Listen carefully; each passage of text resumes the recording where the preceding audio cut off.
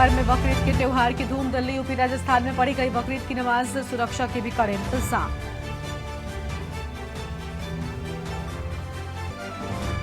पश्चिम बंगाल के दार्जिलिंग में बड़ा ट्रेन हादसा, कंचनजंगा एक्सप्रेस को मालगाड़ी ने मारी टक्कर, 5 लोगों की मौत, कई लोग हुए घायल। राजधानी दिल्ली में पानी का संकट जारी, बीजेपी ने आपके खिलाफ खोला मोर्चा, मटका लेकर किया प्रदर्शन, मांगा पानी। भिंड में दूषित पानी का कहर जारी, 3 की मौत, 100 से ज्यादा लोग बीमार, लापरवाह अधिकारियों पर कार्रवाई की मांग। जम्मू कश्मीर में आतंक के खिलाफ एक्शन जारी, बांदीपुरा में सेना ने चलाया कासो, एक आतंकी ढेर, 2 आतंकियों को घेरा। उत्तर भारत में धिधक रहा सूरज, बरस रही आग, यूपी में गर्मी से 33 की मौत, बिहार में 128 साल का टूटा रिकॉर्ड, रात में भी लू का सता। आप देख रहे हैं के न्यूज, खबरों का सारथी। नमस्कार, लाइव न्यूज में आप सभी का स्वागत है। मैं हूं आपके साथ गरिमा बाजपेयी। झारखंड से खबर आपको बताते हैं, जहां पश्चिमी सिंहभूम में नक्सली ढेर हुआ। पुलिस के साथ मुठभेड़ में 4 नक्सली ढेर हुए, एक महिला समेत करीब 4 नक्सलियों को ढेर किया गया है। और टोंटो और गोइलकेरा इलाके में नक्सलियों से मुठभेड़ हो गई, 2 नक्सलियों को पुलिस ने गिरफ्तार कर लिया है। सुबह सुबह पुलिस के साथ नक्सलियों की मुठभेड़ की बात सामने आई है, बड़ी जानकारी आपको हम बता रहे हैं। टोंटो और गोइलकेरा में मुठभेड़, अहम जानकारी आपको हम बता रहे हैं। एक महिला समेत करीब 4 नक्सली ढेर। टोंटो और गोइलकेरा इलाके में नक्सलियों से मुठभेड़ की बात सामने आई है, ये बड़ी खबर आपको हम बता रहे हैं। 2 नक्सलियों को पुलिस ने गिरफ्तार कर लिया है। और सुबह सुबह पुलिस के साथ नक्सलियों की मुठभेड़ की बात सामने आई है। झारखंड के पश्चिमी सिंहभूम में नक्सली ढेर, बड़ी जानकारी आपको हम बता रहे हैं। और पुलिस के साथ मुठभेड़ में 4 नक्सली ढेर हुए, ये बड़ी जानकारी आपको हम बता दें। और एक महिला समेत करीब 4 नक्सली ढेर हुए।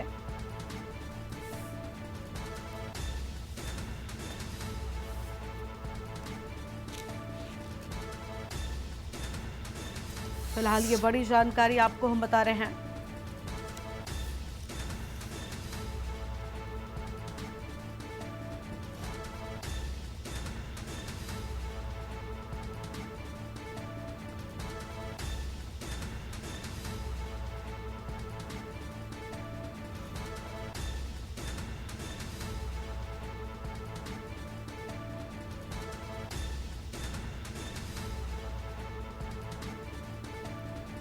बड़ी जानकारी आपको हम बता दें।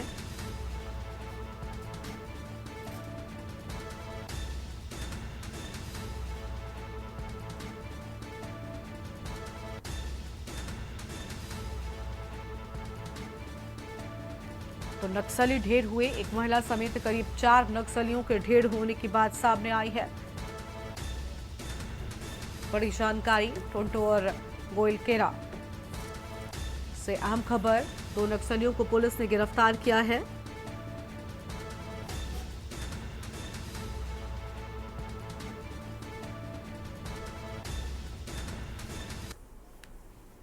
पश्चिम बंगाल के दार्जिलिंग में बड़ा ट्रेन हादसा हो गया, मालगाड़ी ने एक्सप्रेस ट्रेन में पीछे से टक्कर मार दी, ये बड़ी जानकारी आपको हम बता रहे हैं।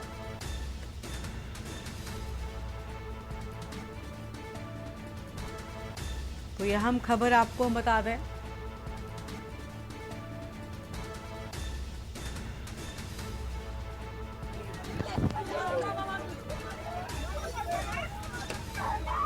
रेलवे के बड़े अधिकारी दार्जिलिंग के लिए रवाना, तस्वीर आपको हम दिखा रहे हैं। मौके पर राहत और बचाव कार्य जारी है। ये तस्वीर देखकर अंदाजा लगाया जा सकता है कि कितना भीषण यह हादसा रहा है। बड़ी खबर आपको हम बता रहे हैं। 3 बोगियां बुरी तरह से क्षतिग्रस्त हुई हैं। बताया जा रहा है कि हादसे में कुछ यात्रियों की जान भी चली गई है। और कंचनजंगा एक्सप्रेस रंगापानी और निजबाड़ी के बीच दुर्घटनाग्रस्त हुई। सियालदह जा रही थी ट्रेन, निजबाड़ी से पहले खड़ी थी कि तभी पीछे से आ रही मालगाड़ी ने रफ्तार में ट्रेन को टक्कर मारी। सूचना मिलने के बाद मौके पर पुलिस, रेलवे अफसर और प्रशासनिक अफसर पहुंचे। राहत बचाव का कार्य शुरू किया गया। ट्रेन और ट्रैक में फंसे यात्रियों को निकालकर पास के अस्पताल में भेजा गया है। आप देखिए किस तरीके से ये डिब्बा पूरी तरीके से हवा में टंग गया है। बेहद भीषण यह हादसा और कह सकते हैं कि बेहद तेज ये टक्कर रही। एक ट्रेन खड़ी थी जिसमें पीछे से मालगाड़ी ने जोरदार टक्कर मार दी। कई लोगों की इसमें जान चली गई है।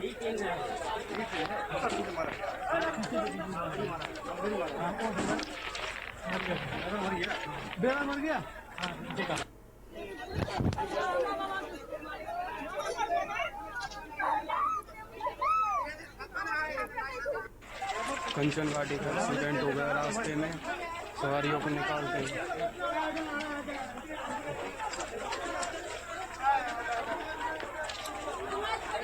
दार्जिलिंग की तस्वीर आपको हम दिखा रहे हैं। कंचनजंगा एक्सप्रेस ट्रेन से मालगाड़ी जा टकराई और जिससे यह हादसा हो गया। कंचन घाटी का एक्सीडेंट हो गया रास्ते में, सवारियों को निकालते ही।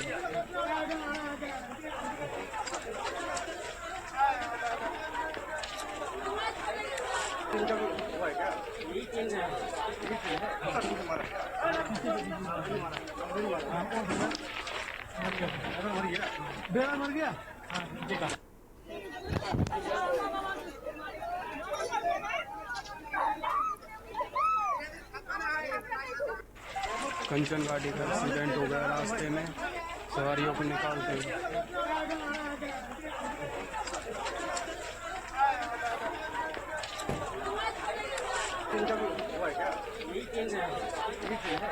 कंचनजंगा एक्सप्रेस ट्रेन से मालगाड़ी जा टकराई और उसकी तस्वीरें आप देख सकते हैं। बेहद भीषण तस्वीरें सामने आई है।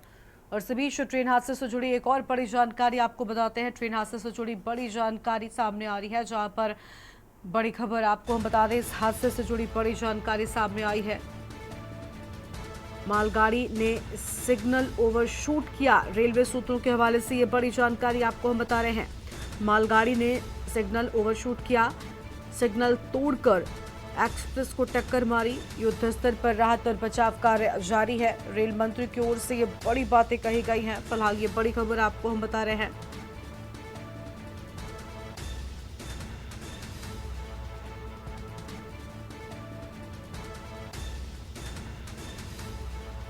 मालगाड़ी ने सिग्नल तोड़कर एक्सप्रेस को टक्कर मारी, यह हम खबर आपको हम बता रहे हैं।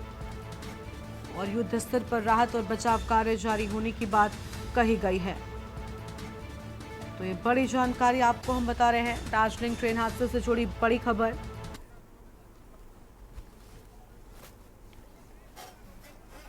और अब सीधा आपको दिल्ली लेकर चलते हैं। आम आदमी पार्टी के नेता संजय सिंह क्या कुछ कहने सुनाते हैं। पानी का उत्पादन कम क्यों हो रहा है? क्योंकि पानी पीछे से हमको मिल नहीं रहा। उसकी वजह से पानी का संकट है। और जब हम हरियाणा सरकार से बार बार अनुरोध करते हैं तो वो हमारी बात नहीं सुनते। वहां के मुख्यमंत्री जी, जो हमारा पानी हक है, जो हमारा जितना पानी दिल्ली का हक है, जितना पानी मिलना चाहिए, वो पानी नहीं देते। हम हरियाणा के लोगों का पानी तो मांग नहीं रहे, हम तो दिल्ली के हिस्से का पानी मांग रहे हैं। आप वो भी नहीं देना चाहते।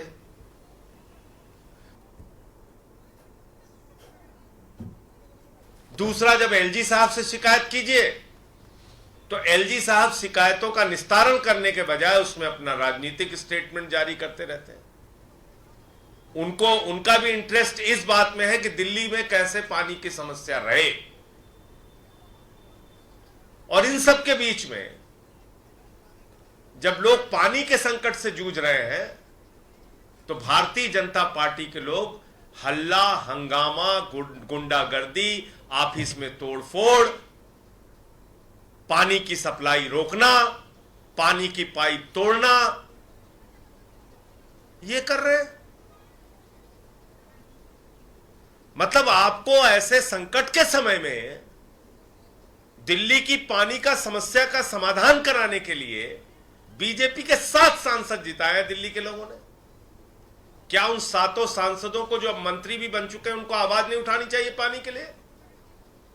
क्या उनके मुंह से इतनी आवाज नहीं निकलनी चाहिए कि जो हरियाणा सरकार को पानी दिल्ली को देना है, जितना हमारा हक है उतना पानी दो? क्या उनको केंद्रीय जल शक्ति मंत्री सी आर पाटिल जी से मुलाकात नहीं करनी चाहिए? दिलीप पांडे जी, हमारे विधायक जी, एक प्रतिनिधि मंडल लेके गए थे, उनसे मुलाकात भी नहीं हुई। जल शक्ति मंत्री केंद्र के हमारी बात नहीं सुनते, हरियाणा के मुख्यमंत्री बात नहीं सुनते, और पानी का संकट बढ़ाने के लिए कैसी कैसी साजिशें चली जा रही हैं, वो मैं आपको एक एक करके दिखाना चाहता हूं। पहला देखिए आप कि कल किस तरीके से पूर्व सांसद रमेश बिधूड़ी के नेतृत्व में भारतीय जनता पार्टी के लोग पहुंचते हैं, ऑफिस में तोड़फोड़ करते हैं, हंगामा करते हैं, कर्मचारियों को आतंकित करते हैं, और उस डर के कारण कर्मचारी काम करने के लिए तैयार नहीं हो रहा। जब बताइए, पानी के संकट के समय में कर्मचारी काम ही नहीं करना चाहेगा, ऑफिसेस बंद हो जाएंगे भाजपा के गुंडों के डर से, तो कैसे दिल्ली के लोगों को पानी मिलेगा? भाजपा के गुंडों के डर से अगर जल बोर्ड का कर्मचारी काम नहीं करेगा, पानी की सप्लाई रुक जाएगी, कैसे दिल्ली के लोगों को पानी मिलेगा? आपको लड़ाई लड़ना है, हमसे लड़िए, राजनीति करना है, हमसे करिए, गुंडागर्दी करनी है, हमसे करिए। अब जल बोर्ड के कर्मचारियों के ऊपर हमला करा रहे हैं, उनके ऑफिस तोड़ रहे हैं, फोड़ रहे हैं, पानी की सप्लाई बंद करा रहे हैं आप। ये किस प्रकार की गुंडागर्दी है? तो मैं चाह रहा हूं पहले आप लोग इसको देखिए।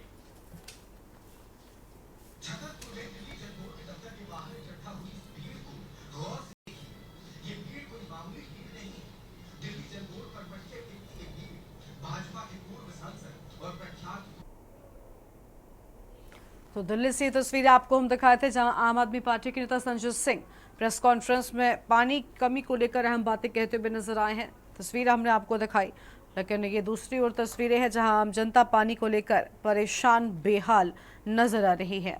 तो दिल्ली से आप नेता संजय सिंह को आप सुन रहे थे।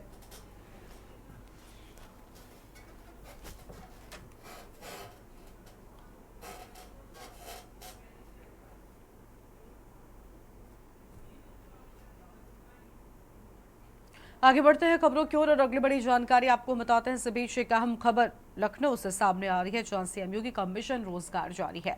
4821 पद ग्राम सचिवालयों में भरे जाएंगे। तो उस खबर का रुख करेंगे, लेकिन उससे पहले बरेली से बड़ी जानकारी आपको बताते हैं। बरेली से अहम खबर, जहां सीओ लाइन पर लगे मुफ्तखोरी के गंभीर आरोप। अहम जानकारी आपको हम बता रहे हैं, और सीओ लाइन प्रियतोष पर पुलिसकर्मी ने आरोप लगाए हैं। ये बड़ी जानकारी आपको हम बता रहे हैं। और पुलिस लाइन के स्टोर इंचार्ज धर्मेंद्र कुमार के आरोप। तो पुलिस लाइन के स्टोर इंचार्ज धर्मेंद्र कुमार के आरोप, और एसी, फ्रिज और टाटा स्काई के बाद होम थिएटर मांगा। बड़ी जानकारी आपको हम बता दें, और एसी, फ्रिज और टाटा स्काई का नहीं किया बिल पास। तो बरेली से ये बड़ी खबर आपको बता दें। सीओ लाइन ने कहा कर लेना इसको एडजस्ट। पुराने बिल पास न करने के बाद मांगा होम थिएटर। बड़ी खबर आपको बता रहे हैं। सीओ लाइन को स्टोर इंचार्ज का मना करना भारी पड़ गया,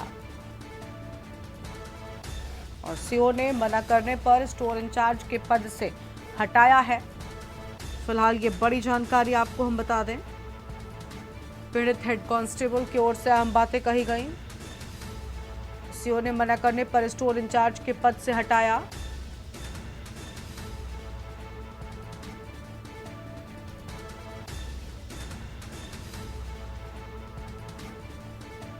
अहम खबर, एसएसपी ने दिए मामले की जांच के आदेश। तो पूरे मामले में एसएसपी ने मामले की जांच के आदेश दे दिए हैं।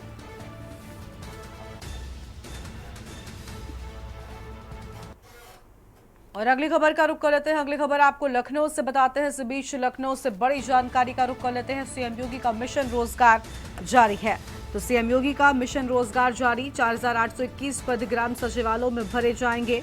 बड़ी खबर आपको हम बता रहे हैं, जहां मिशन रोजगार जारी है। 30 जून तक इन पदों के लिए आवेदन होंगे। तो 30 जून तक इन पदों के लिए होंगे आवेदन। बड़ी खबर आपको हम बता रहे हैं। फिलहाल ये बड़ी जानकारी, 22 से 24 जुलाई के बीच नियुक्ति पत्र भी मिल जाएंगे। और पंचायती राज विभाग में कई विभागों में भर्ती होनी है। तो पंचायती राज विभाग में कई विभागों में होनी है भर्ती। बड़ी जानकारी आपको हम बता रहे हैं।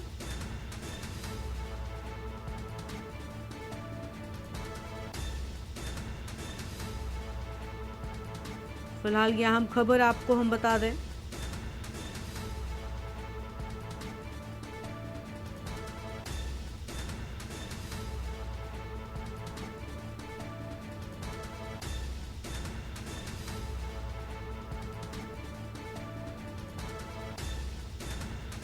तो लखनऊ से बड़ी जानकारी और इसी खबर पर बातचीत के लिए हमारे साथ में हमारे संवाददाता संदीप मिश्रा जुड़ चुके हैं। संदीप, पंचायती राज विभाग में कई विभागों में भर्ती होनी है, इसके साथ ही कई अन्य जगहों पर भी भर्ती की बात सामने आ रही है। क्या है पूरी जानकारी? बताया जा रहा है जल्द ही भर्ती हो जाएंगे, नियुक्ति पत्र भी मिल जाएंगे।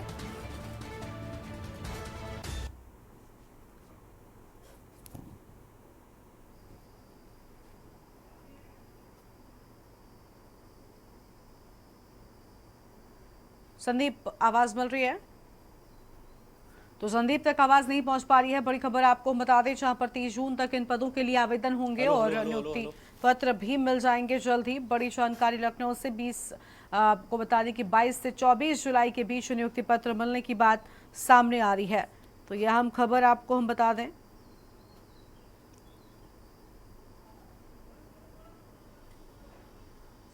आ रही फिलहाल ये बड़ी जानकारी आपको हम बता रहे हैं और हमारे साथ में संदीप जुड़ चुके हैं। संदीप, पूरे मामले में क्या अपडेट है? बताया जा रहा है जल्द ही नियुक्ति पत्र मिल जाएंगे, कई विभागों में भर्ती की बात सामने आई है।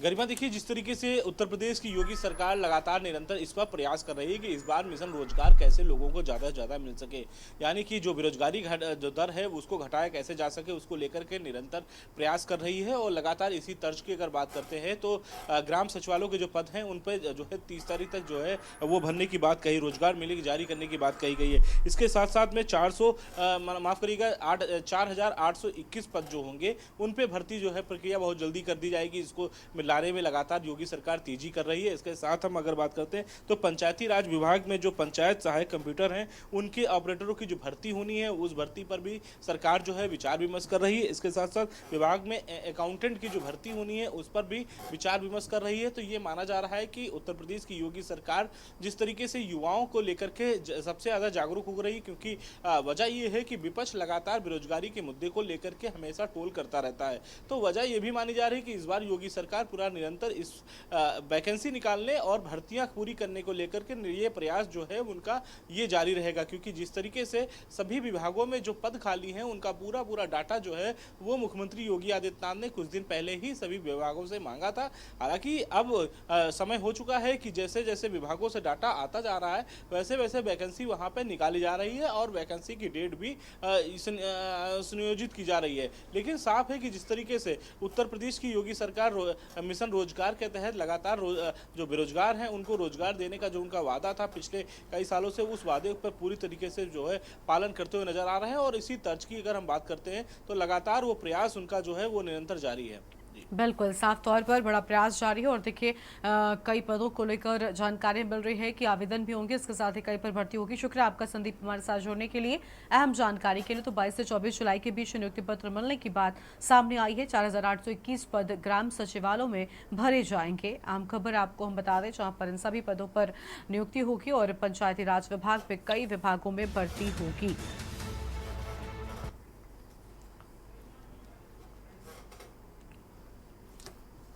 और अगली खबर का रुख कर लेते हैं। अगली खबर बरेली से आपको हम बताते हैं। इस बीच बरेली से बड़ी जानकारी, जहां पुलिस महकमा फिर बना चर्चा का विषय। तो पुलिस महकमा एक बार फिर बना चर्चा का विषय। बड़ी जानकारी आपको हम बता रहे हैं।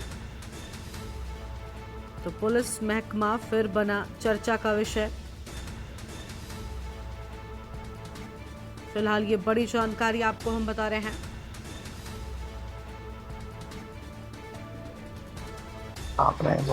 पुलिस लाइन के स्टोर इंचार्ज धर्मेंद्र कुमार को लेकर अहम खबर। एसी फ्रिज और टाटा स्काई के बाद मांगा होम थिएटर।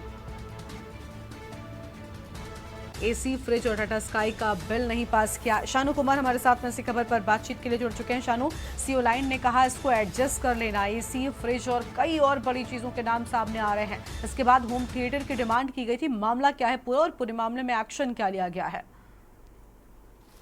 देखिए गरिमा, निश्चित तौर पे लगातार बरेली पुलिस जो है चर्चा का विषय बनी हुई है। 2 दिन पहले की बात की जाए तो सीओ मीरगंज पर जो दीपशिखा है उन पर 2 लाख की रिश्वत मांगने के आरोप लगाए थे एक भट्टा मालिक ने। और आज की बात की जाए तो ये पिछले महीने का मामला आज खुल करके आया है। इसमें साफ तौर पर से जो सीओ लाइन है प्रत्युष त्रिपाठी, उन पर गंभीर आरोप लगाए हैं। जो कि सीओ लाइन है उनके अंडर में एक स्टोर इंचार्ज होता है जिसमें सारी देखभाल स्टोर इंचार्ज की होती है। वो भी एक हेड कांस्टेबल था जिसका नाम धर्मेंद्र कुमार है। उसने बरेली के जो एसएसपी हैं गुले सुशील चंद्रपान के पास एक शिकायत दर्ज कराई और शिकायत में अपने बयान दर्ज कराए हैं कि जो प्रत्युष त्रिपाठी हैं वो लगातार उनसे जो है मुफ्तखोरी यानी कि फ्री की चीजों का वो उनसे डिमांड करते हैं। लगातार पहले भी उन्होंने एसी लगवाई थी उन्होंने अपने सरकारी आवास पर और भारी महंगी एसी लगवाई थी। और साफ तौर पर से टाटा स्काई यानी कि जो डीटीएच केबल होता है वो लगवाया था। और साथ ही साथ तौर पर एक काफी कीमती पैसे का एक फ्रिज भी उन्होंने लगवाया। उसके बावजूद उन्होंने उसका बिल पास नहीं किया। और अब की बात की जाए तो उन्होंने 2 दिन पहले पर जो भ्रष्टाचार है वो देखने को मिला है और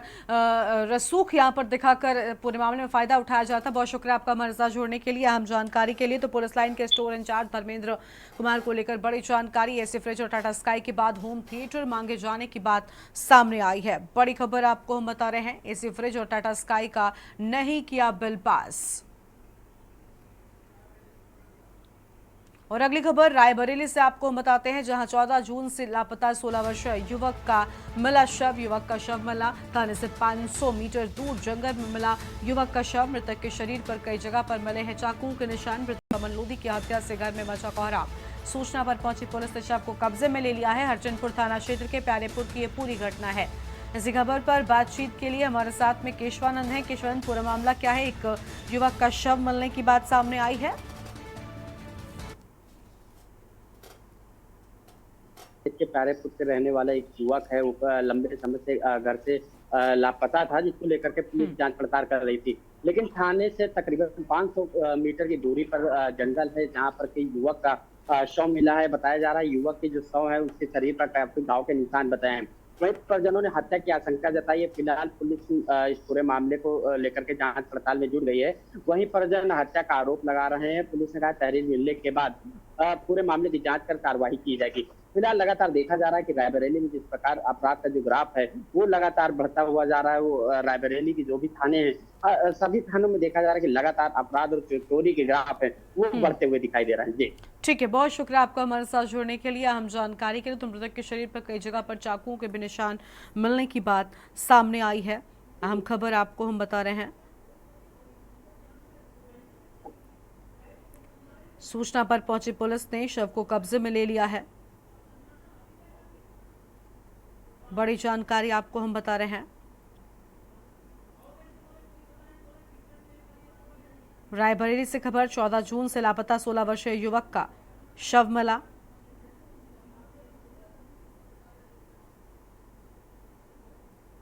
फिलहाल ये बड़ी जानकारी आपको हम बता रहे हैं।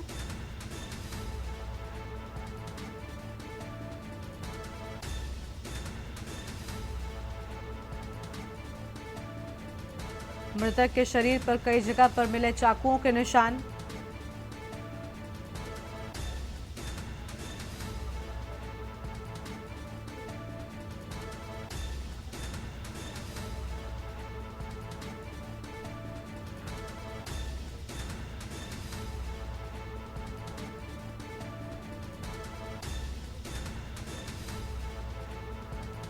फिलहाल ये बड़ी जानकारी आपको हम बता रहे हैं।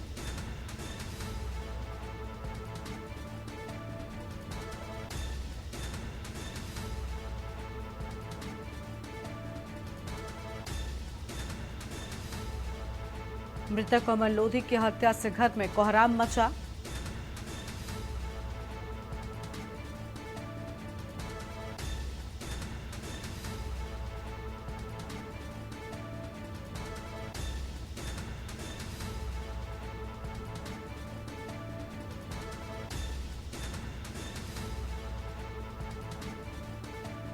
बड़ी खबर आपको हम बता रहे हैं।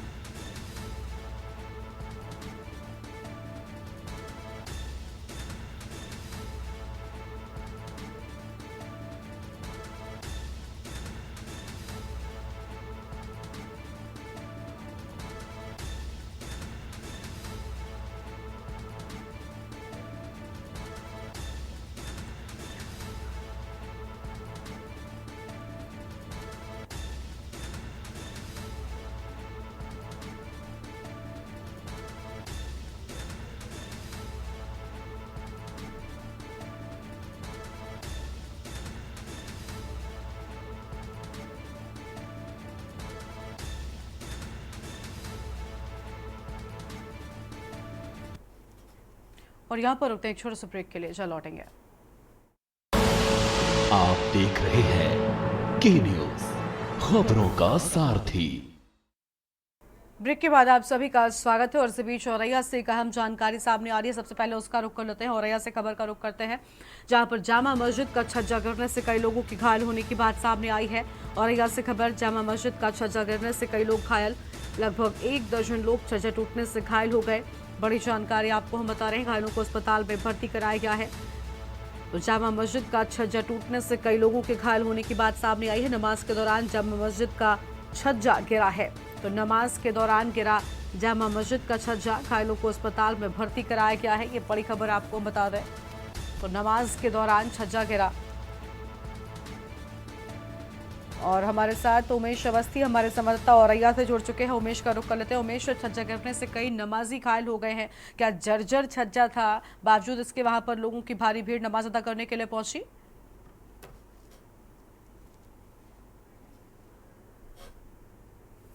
बियापुर थाना क्षेत्र के अंतर्गत जामा मस्जिद का है, जहां पर नमाज पढ़ने गए नमाजियों के ऊपर छज्जा गिर गया, जिससे दर्जनों लोग घायल हो गए।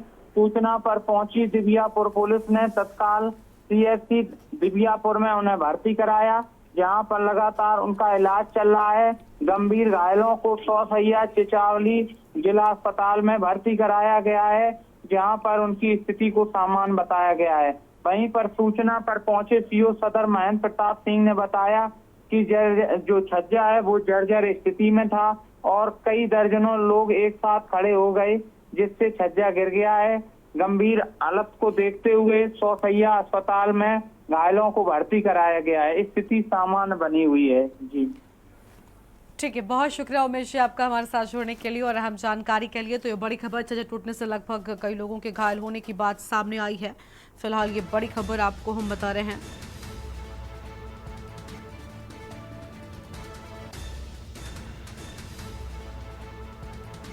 तो यह अहम जानकारी आपको हम बता रहे हैं।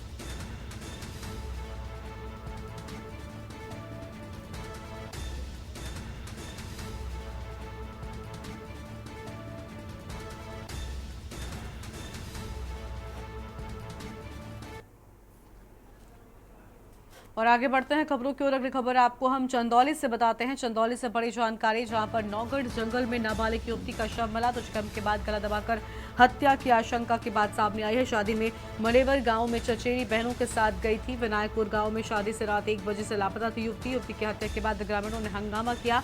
अपर पुलिस अधीक्षक सीओ सहित पुलिस फोर्स तैनात कर दिया गया है। बड़ी खबर आपको बता रहे हैं, विनायकपुर गाँव में शादी से रात 1 बजे गायब हो गई थी लड़की। और फिलहाल ये अहम खबर आपको हम बता रहे हैं। तो ये बड़ी जानकारी आपको हम बता दें।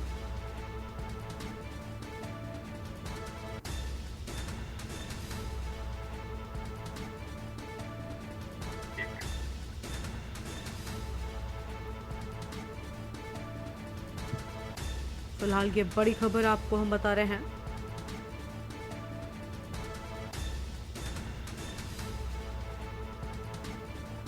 बताओ।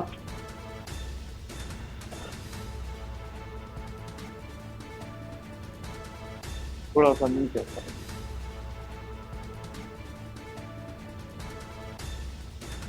तो यहाँ जानकारी सामने आ रही है।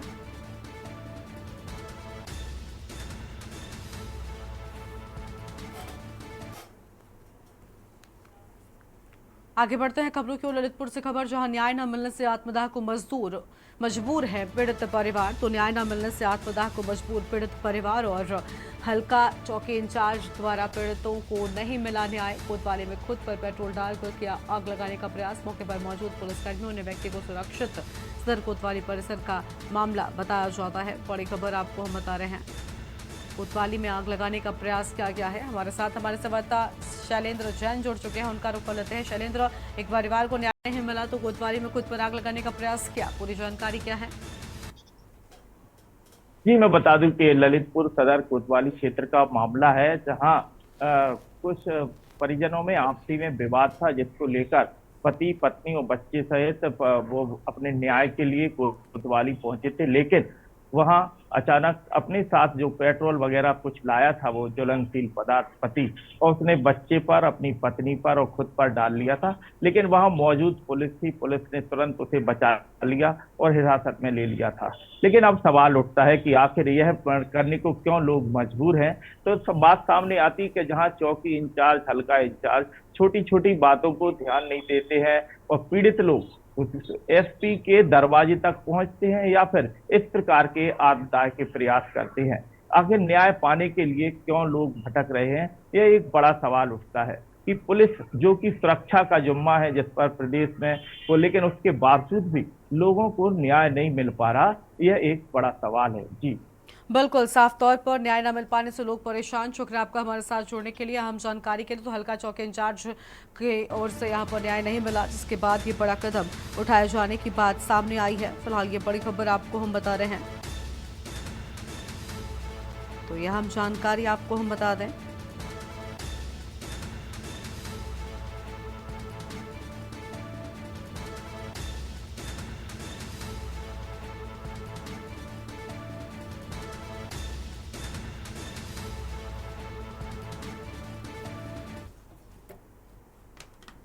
और आगे बढ़ेंगे खबरों की ओर। अगली बड़ी जानकारी आपको हम बताते हैं, जहां पर दिल्ली में पानी के संकट पर केंद्र और एमपी सरकार के बीच आम आदमी पार्टी सरकार के बीच जुबानी जंग जारी है। कई इलाकों में लोगों का प्रदर्शन चल रहा है। देश की राजधानी दिल्ली इस वक्त गंभीर पानी के संकट से जूझ रही है। समस्या से निजात पाने के लिए जल मंत्री आतिशी ने रविवार को पुलिस कमिश्नर संजय अरोड़ा को पत्र लिखा। उन्होंने अगले 15 दिन के लिए प्रमुख पाइपलाइन वाले इलाकों में गश्त और सुरक्षा कर्मियों की तैनाती का अनुरोध किया है। वहीं सोमवार को दिल्ली से बीजेपी सांसद सुभाष स्वराज समेत बीजेपी के कई नेताओं ने पानी के संकट को लेकर केजरीवाल सरकार के खिलाफ जोरदार प्रदर्शन भी किया है।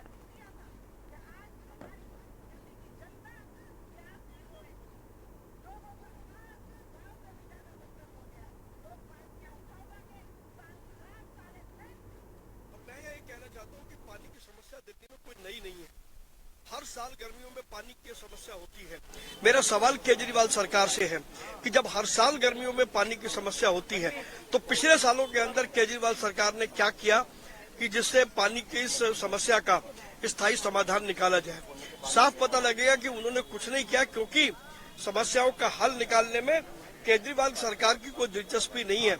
वो समस्या को बनाए रखना चाहते हैं। बेशक दिल्ली का नागरिक पानी की बूंद बूंद के लिए तरस जाए, वो अपनी राजनीति करना चाहते हैं और इस राजनीति के चलते पानी का संकट उन्होंने बनाया हुआ है।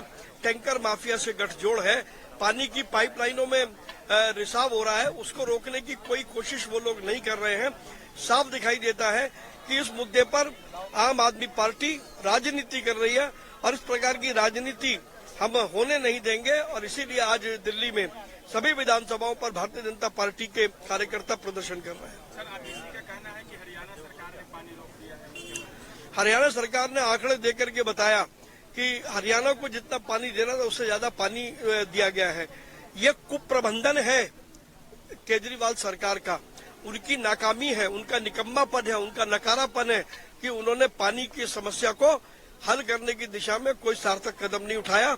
और अब इस पर आरोप लगा। पहले वो पंजाब पे भी आरोप लगाते थे, लेकिन क्योंकि अब पंजाब में उनकी सरकार है, अब पंजाब का नाम वो नहीं करते, केवल हरियाणा का नाम लेते हैं। आने वाला विधानसभा में चुनाव में इसका कोई असर पड़ेगा? इसका ही नहीं, हर उस मुद्दे का असर पड़ेगा जिसका सीधा संबंध दिल्ली के लोगों से है, क्योंकि दिल्ली में केजरीवाल की सरकार बुरी तरीके से फेल हो गई है।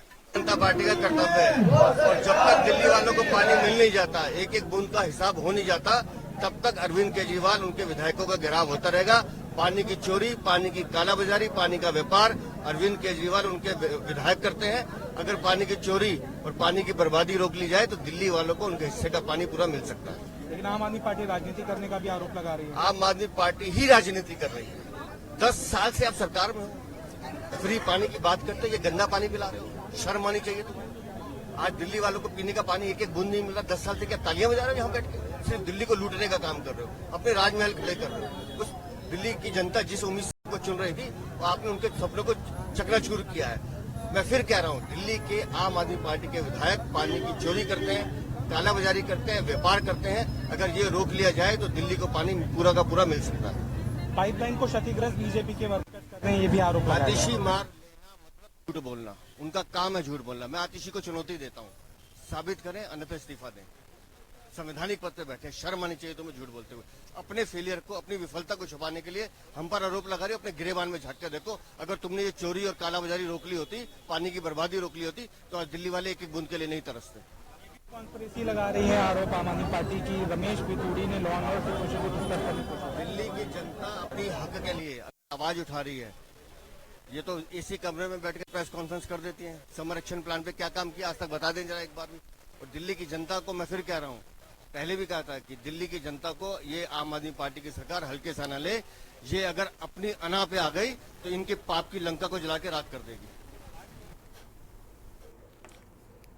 और संसद परिसर में लगी महापुरुषों की मूर्तियों को शिफ्ट कर प्रेरणा स्थल में स्थापित करने के लोकसभा सचिवालय के फैसले का बीजेपी नेता आरपीएन सिंह ने स्वागत किया। उनका कहना है कि सभी हमारे लिए सम्मान का पल है कि संसद परिसर में अलग अलग जगहों पर लगे हमारे महापुरुषों और स्वतंत्रता सेनानियों को आदर के साथ प्रेरणा स्थल में स्थापित किया जा रहा है। ये सिर्फ संसद परिसर को ही सम्मानित नहीं करेगा, बल्कि जितने भी लोग संसद प्रांगण में जाएंगे उनको भी एक साथ श्रद्धांजलि देने का अवसर मिलेगा। लोकसभा सचिवालय ने बताया कि देश के महापुरुषों की प्रतिमाओं को संसद भवन परिसर के एक भव्य प्रेरणा स्थल में सम्मान पूर्वक स्थापित किया जा रहा है, क्योंकि परिसर के अलग अलग जगहों पर प्रतिमाएं रखे होने से विजिटर इन्हें ठीक से नहीं देख पाते थे।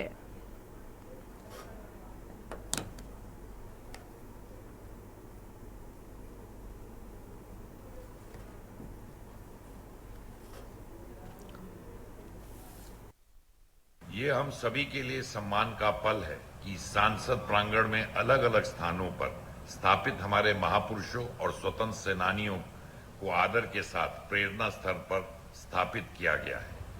ये सिर्फ केवल संसद प्रांगण के सम्मानित करेगा, परंतु हम जितने लोग संसद प्रांगण में जाएंगे उनको श्रद्धांजलि इन महापुरुषों और स्वतंत्र सेनानियों को देने का अवसर मिलेगा। मैं इस अवसर पर लोकसभा सचिवालय को साधुवाद देता हूं कि उन्होंने एक बहुत बड़ा कदम हम सब के लिए उठाया है।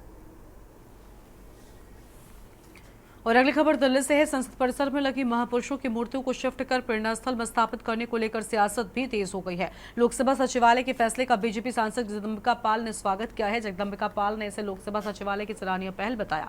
बीजेपी के नवनिर्वाचित सांसद जगदम्बिका पाल ने कहा कि सचिवालय की अच्छी पहल है, जिसका स्वागत होना चाहिए। देश के महापुरुषों की प्रतिमाओं को संसद भवन परिसर में एक भव्य प्रेरणा स्थल में स्थापित किया जाना सरकार का बेहतर फैसला है।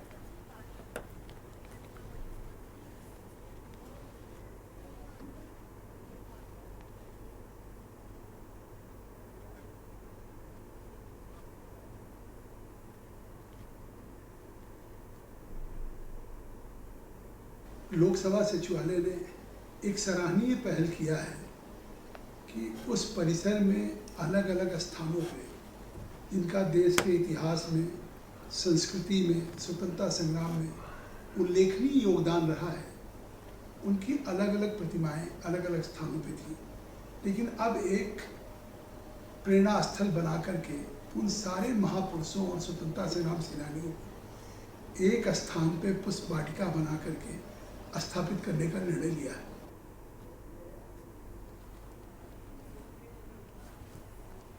और सभी एक बड़ी जानकारी का रुख कर लेते हैं। एक अहम खबर सामने आ रही है, उसका रुख करते हैं। सबसे पहले आपको बता दें कि रेल मंत्री अश्विनी वैष्णव घटनास्थल के लिए रवाना हो चुके हैं। पश्चिम बंगाल में के दार्जिलिंग में जो हादसा हुआ उसको लेकर रेल मंत्री रवाना हो चुके हैं। बड़ी जानकारी आपको हम बता रहे हैं।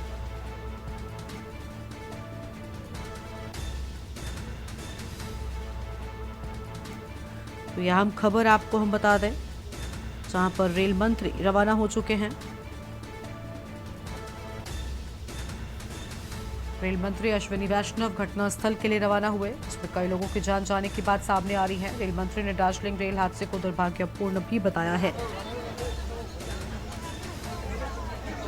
तो रेल मंत्री ने रेल हादसे को दुर्भाग्यपूर्ण बताया। कंचनजंगा एक्सप्रेस हादसे में अब तक 5 लोगों की मौत की खबर सामने आई है। आप देखिए किस तरीके से जो डिब्बा है ट्रेन का वो हवा में टंग गया। बेहद भीषण ये हादसा और काफी तेज ये टक्कर रही। रेल मंत्री ने दार्जिलिंग रेल हादसे को दुर्भाग्यपूर्ण बताया है। बड़ी खबर आपको हम बता रहे हैं। रेल मंत्री ने रेल हादसे की जांच के भी आदेश जारी कर दिए हैं। तो रेल मंत्री की ओर से जांच के भी आदेश जारी कर दिए गए हैं। कंचनजंगा एक्सप्रेस हादसे में अब तक 5 लोगों की मौत की पुष्टि हो चुकी है।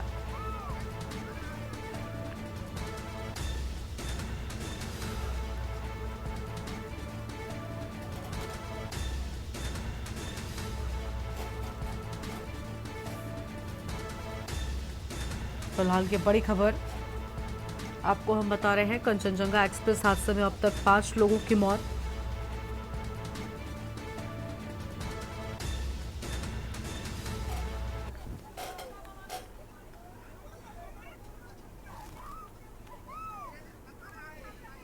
जिले में खाद और बीज की कमी न हो, किसानों को किसी भी तरह की असुविधा न हो, इसका विशेष ख्याल रखें। कलेक्टर रणबीर शर्मा ने अधिकारियों को निर्देशित किया है।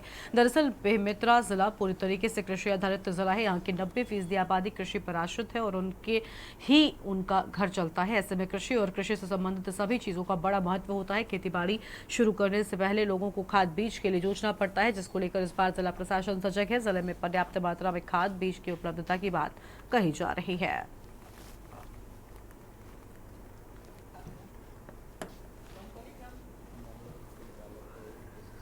ली है और प्रतिदिन मैं रिपोर्ट लेता हूं संचालक कृषि से कि जिले में कितने खाद और बीज का भंडारण है, कितने किसानों को दिया जा चुका है और कितना अभी है हमारे पास। जिले में खाद और बीज की कोई कमी नहीं है।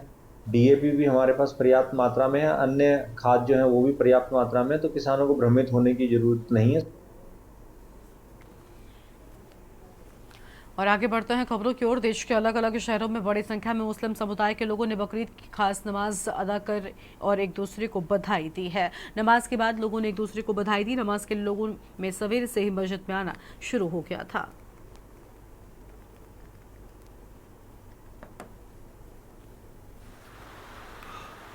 देखिए, हमारा मुल्क एक ऐसा मुल्क है, पूरी दुनिया का अलग मुल्क है, जहाँ पर कि सभी धर्मों के, सभी मजहबों के मानने वाले रहते हैं और दुनिया के जितने भी त्यौहार हैं, जितने भी जो है फेस्टिवल्स हैं, वो हिंदुस्तान में मनाए जाते हैं। ईद हो, बकरीद हो, होली हो, दिवाली हो, क्रिसमस हो, नौरोज हो, और जितने भी आप यहाँ पे देश हमारा ऐसा है कि यहाँ पे धर्म को मानने वाले भी हैं और बहुत बड़ी तादाद में धर्म को न मानने वाले भी हैं। लेकिन हम सब मिल करके एक दूसरे के जो त्योहार है, तीज हैं, उनको मिलकर के मनाते हैं। इसी को कहा जाता है कि अनेकता में एकता, इसी को कहा जाता है एक भारत श्रेष्ठ भारत। सभी लोगों को बहुत ही सम्मान के साथ, एक दूसरे मोहब्बत के साथ और यूनिटी इन डाइवर्सिटी है उसको की जो बात है उसको पूरा करना चाहिए। और देश भर में आज मुस्लिम समुदाय की ओर से ईद उल अजहा का त्योहार पूरी अकीदत के साथ में मनाया जा रहा है। जयपुर की जामा मस्जिद में सुबह 6:15 पर ईद की नमाज अदा की गई और मुफ्ती सैयद अमजद अली ने ईद उल अजहा की नमाज अदा कराई और कहा कि सभी को प्यार मोहब्बत का पैगाम दें। अल्लाह की राह में कुर्बानी का बड़ा मुकाम है। उन्होंने मुस्लिम समुदाय के सभी लोगों से साफ सफाई की भी अपील की है।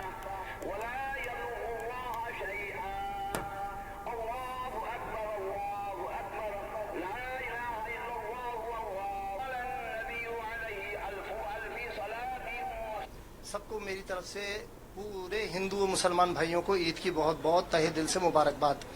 इसके साथ साथ ईद जो है वो हमारे लिए पैगाम लाती है कुर्बानी का। असल कुर्बानी है इंसान की बुराइयों की, असल कुर्बानी है इंसान की उन ख्वाहिशात की, उन लालच की, उस मतलब की, उस दुश्मनी की, जिसको दूर करके आदमी फिर अपने जानवर पर छुरी फेरे। लेकिन उससे पहले अपनी दिल की बुराइयों को ख़त्म करे और अपने मोमिन भाई के साथ मोहब्बत का और सलूक करे, बल्कि मोमिन भाई के साथ ईमानदार रहे, क्योंकि कोई किसी मोमिन भाई का पैसा ना खाए, कोई किसी के साथ जुल्म ना करे, कोई किसी के साथ नहीं है। अल्लाह के नबी की हदीस है कि वो जो झूठा है वो मोमिन नहीं और जो मोमिन है वो झूठा नहीं हो सकता। इसी तरह धोखा देने वाला हम में से नहीं, ये अल्लाह के नबी की हदीस है, मन गश्शा फलैसा मिन्नी, जिसने धोखा दिया वो हम में से नहीं हो सकता। तो हमारे सभी भाइयों को दरखास्त है कि वो इस ईद के साथ साथ अपनी जिंदगी को बदलें। साथ में हमने एक बड़ा पैगाम ये दिया है कि हिंदुस्तान के अंदर तमाम लोग जो खाल आती है उस खाल को आज 30 रुपए, 25 रुपए, 50 रुपए के अंदर बिकती है। बहुत ज्यादा मानो तो 50 रुपए की खाल है और लोग उन काट के उन खालों को गड्ढे में दफन करते हैं। ये एक बड़ी साजिश है, बहुत बड़ी चाल है।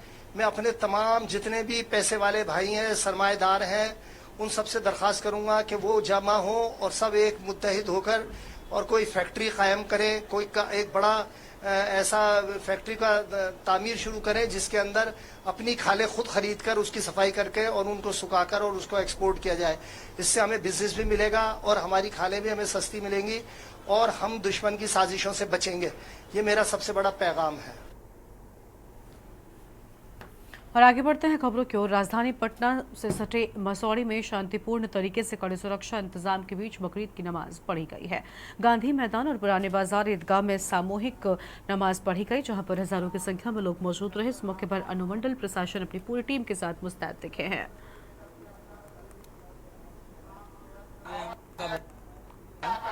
हर साल आता है, हमको दुनिया से मनाते हैं।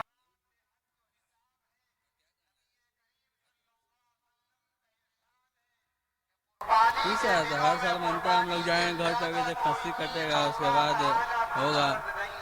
और क्या अलैहिस्सलाम, मोहम्मद परवेज मेरा नाम है, सब्जी बाग में घर है। अभी नमाज ख़त्म हुआ है तो हम लोग अभी कुर्बानी करेंगे बकरीद के लिए। बकरीद और ईद का जो हम लोग का त्यौहार है वो ख़ास होता है। हम लोग साल में 2 बार गांधी मैदान में हम लोग को नमाज अदा किया जा रहा है और हर साल हम लोग का कोशिश है कि हम लोग नमाज हमको गांधी मैदान में हम लोग को हो, ये हम लोग का नेकी है और हर एक साल हम लोग को यहाँ आने की इजाज़त है। यहाँ हम लोग अपने से सब प्रोग्राम करते हैं सब्जी बाग की लग से, और हम लोग अभी जाने की यहाँ नमाज ख़त्म होंगे तो हम लोग सीधा घर जाएंगे और अपने बकरीद के करेंगे, गले गले मिलेंगे, दोस्त साथी को दावत देंगे। इसके लिए मोहम्मद परवेज, सब्जी बाग। बकरीद है सबका मिलजुल करके करने का, सब भाईचारा है, आज भाईचारा है। ठीक है जी, आसिफ नाम है। वाराणसी में कुर्बानी का पर्व ईद उल अजहा आज हर्षोल्लास के साथ मनाया जा रहा है। शहर से लेकर देहात तक बकरीद पर एक दूसरे को गले मिलकर बधाई दी जा रही है। ईदगाह के प्रांगण में हर्षोल्लास के साथ ईद उल अजहा की नमाज पढ़ने को अकीदतमंद जुटे हुए हैं। मस्जिदों की बात करें तो बकरीद की नमाज पढ़ी गई है। पुलकोहना ईदगाह में मौलाना ने बकरीद की नमाज पढ़ाई है।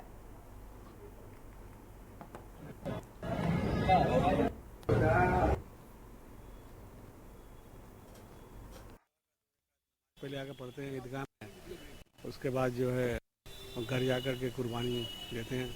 कितनी खुशी होती है, आज पूरा परिवार एकत्रित होता है। बहुत खुशी का माहौल रहता है। सब लोग परिवार लोग मिलजुल कर इसको मनाते हैं और बहुत अच्छा लगता है। आज हजारों की संख्या में आप लोगों ने दुआएं की, नमाज पढ़ा, क्या मांगा? अल्लाह ताला से यही मांगा है कि देश में जो है खुशहाली रहे, अमन चैन रहे, और बस और क्या, यही मांगा है। थैंक यू जी। किस समय?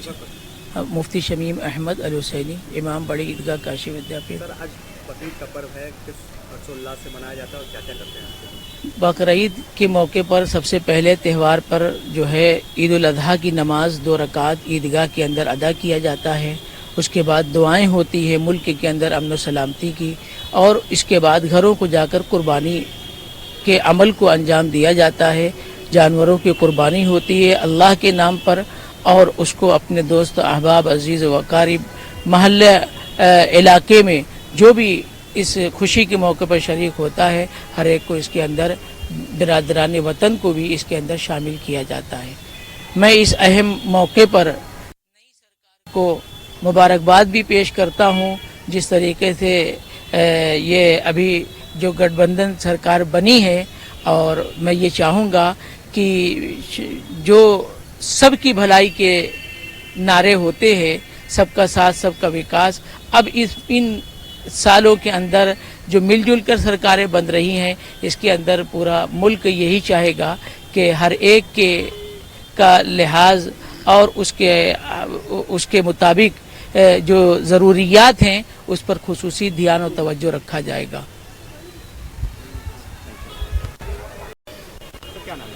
गुलाम रसूल अंसारी। सर, आज किस तरीके से बकरीद का पर्व आप लोग मनाते हैं? ये सुन्नत इब्राहिम, हमारे पैगंबर थे हजरत मोहम्मद रसूलुल्लाह सल्लल्लाहु अलैहि वसल्लम के जो है दादा परदादा, उन्हीं की सुन्नत हम लोग बकरीद मनाते हैं, कुर्बानी करते हैं और नमाज पढ़ते हैं। सर नमाज पढ़ा, दुआएं मांगी, क्या दुआ मांगी? दुआ मांगते हैं सबकी भलाई के लिए और जो है अपने की भलाई के लिए, मुल्क की भलाई के लिए। सर कितना इंतजार रहता है आज के दिन का लोगों को? आज का दिन का साल भर तक इंतजार रहता है। पूरे साल इंतजार करते हैं कि बकरीद आवे तो हम लोग जो नमाज पढ़ें और कुर्बानी करें, अल्लाह की राह में पैसा खर्च करें। धन्यवाद। और इस बीच एक बड़ी जानकारी पीलीभीत से सामने आ रही है, उसका रुख कर लेते हैं। पीलीभीत से बड़ी खबर आपको हम बताएंगे। तो पीलीभीत से इस बीच एक बड़ी खबर, राशन वितरण को लेकर डीएसओ के आदेश। बड़ी जानकारी आपको हम बता रहे हैं, राशन वितरण को लेकर आदेश। राशन के अलावा अन्य वस्तुएं खरीदना अनिवार्य नहीं, डीएसओ की ओर से अहम बातें कही गई हैं। बड़ी जानकारी आपको हम बता रहे हैं और खबर वायरल होने के बाद डीएसओ ने जाँच के आदेश भी दे दिए हैं। तो खबर वायरल होने के बाद डीएसओ ने जाँच के आदेश दिए हैं। अहम खबर आपको हम बता रहे हैं।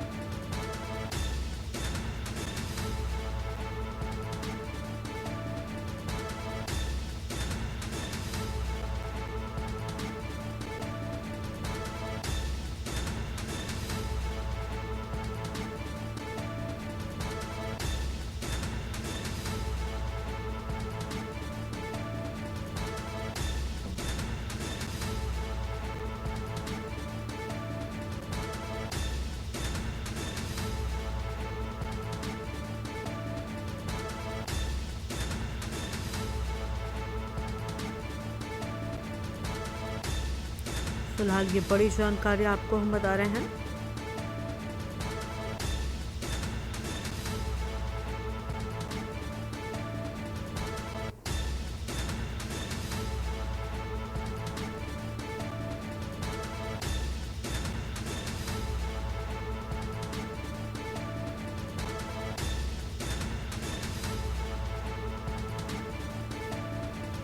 क्षेत्र के कोटेदारों की आय पर स्वयं आधारित, डीएसओ की ओर से बड़ी जानकारी कही गई है।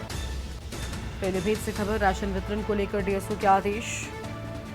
बड़ी खबर, राशन के अलावा अन्य वस्तुएं खरीदना अनिवार्य नहीं, तो राशन के अलावा अन्य वस्तुएं खरीदना अनिवार्य नहीं, ये बड़ी बातें सामने आई हैं।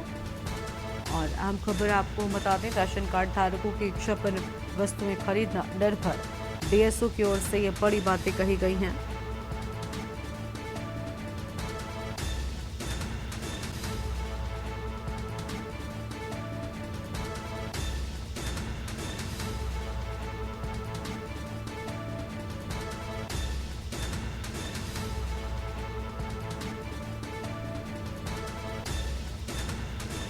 क्षेत्र के कोटेदारों को लेकर अहम जानकारी।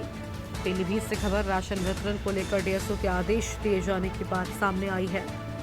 फिलहाल ये बड़ी जानकारी आपको हम बता रहे हैं, राशन के अलावा अन्य वस्तुएं खरीदना अनिवार्य नहीं, ये अहम खबर आपको हम बता एक वायरल ये संज्ञान में आया है, हो गई है, लेकिन उसके पहले मैं 2-3 बातें बिल्कुल स्पष्ट रूप से बताना चाहूँगा। पहली बात यह है कि इन वस्तुओं को खरीदना अनिवार्य नहीं है, यह पूर्णतः राशन कार्ड धारकों की इच्छा एवं उनकी आवश्यकता पर निर्भर है।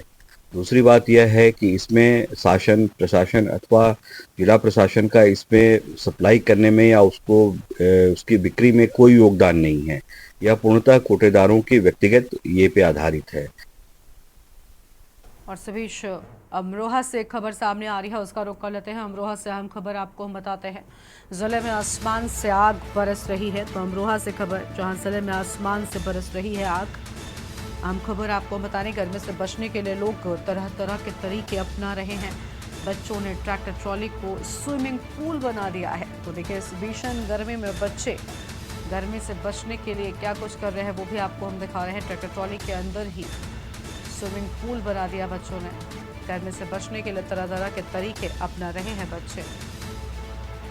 तो बच्चों ने ट्रैक्टर ट्रॉली को स्विमिंग पूल बना दिया है और देश भर में गर्मी का सिलसिला जारी है। गर्मी से आम जनमानस परेशान नजर आ रहा है और इस भीषण गर्मी में एक तरफ जहां लगातार अलर्ट जारी है, तो वहीं दूसरी ओर आपको बता दें कि बच्चे इस भीषण गर्मी से राहत पाने के लिए तरह तरह के प्रयास कर रहे हैं। लाइव न्यूज में फिलहाल इतना ही। तमाम बड़ी खबरों के लिए आप देखते रहिए के न्यूज इंडिया। नमस्कार।